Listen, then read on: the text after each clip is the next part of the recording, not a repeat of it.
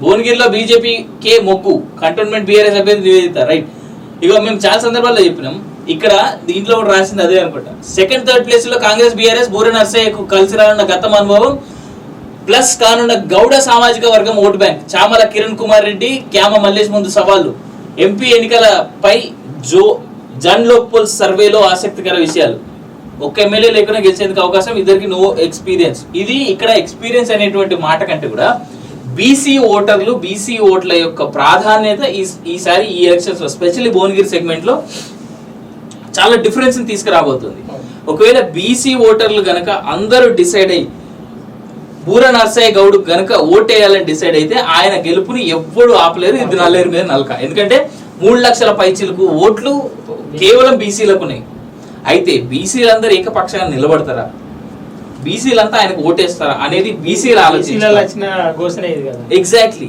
So ఇక్కడ ఏంటంటే ఒక సామాజిక వర్గం ముస్లిమ్స్ ఈ విషయంలో నేను ఓట్ల విషయంలో కానీ లేదంటే గైడెన్స్ విషయంలో కానీ I love the way how Muslims ఒకటి అనుకుంటారు, మాకు వాడు కావాలి, మా ఓనికి తప్ప ఇంకెవ్వరికి ఏమంటారు గంప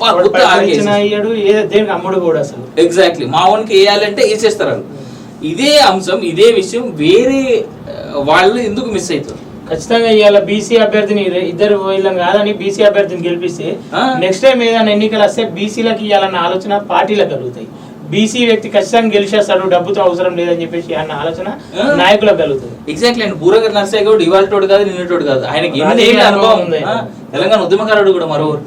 అండ్ ఇట్లాంటి వాళ్ళని గెలిపించుకుంటే భువనగిరి లాంటి సెగ్మెంటే కాదు, వీళ్ళ చాలా చోట్ల ఆయన ఏ పార్టీ అభ్యర్థి అయినా కానీ మాకు సంబంధం లేదు. ఇక్కడ మేము చెప్తున్నది ఏంది, బీసీలు కనుక ముమ్మాటికి అందరూ కలిసి మేము ఓట్లు వేయాలని అనుకుంటే బూర నర్సయ్య గౌడ్ లాంటి వ్యక్తిని మీరు గెలిపించుకుంటారు. మంచోడు, ఒకటి ఫస్ట్ మంచోడు, స్కాములు చేసిండు అనేటువంటి మాట ఏడా లేదు, జనాలలో ఉంటాడు, చాలా లో ప్రొఫైల్ మెయింటైన్ చేస్తాడు, కొవ్వు లేదు, బలుపు లేదు.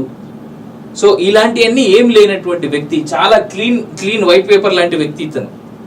క్యాండిడేట్ ని మాత్రమే మేము చెప్తున్నాం, మాకున్నటువంటి సమాచారం ప్రకారం, చూసినటువంటి వ్యక్తుల్లో ఉన్నటువంటి విషయం ప్రకారం. సో అలాంటిది బీసీలంతా కరెక్ట్ గా డెసిషన్ తీసుకుని బీసీలంతా ఓటేస్తే మాత్రం ఆయన తరపున నిలబడితే మాత్రం చాలా ఈజీగా గెలుస్తాడు.